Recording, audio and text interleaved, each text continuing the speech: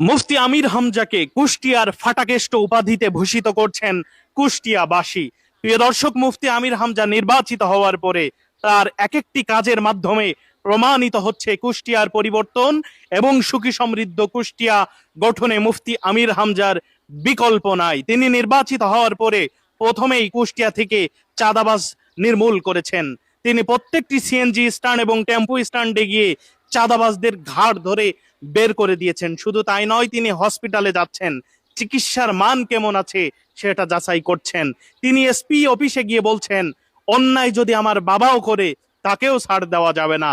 তিনি বিভিন্ন সরকারি দপ্তরি অফিসে যাচ্ছেন এবং বলছেন, দুর্নীতি আমার আসনে করা যাবে না। প্রিয় দর্শক, মুফতি আমির হামজার এই কার্যক্রমগুলো দেখার পরে কুষ্টিয়াবাসী বলা শুরু করেছে, এ তো আমির হামজা নয়, এ তো কুষ্টিয়ার ফাটাকেষ্ট।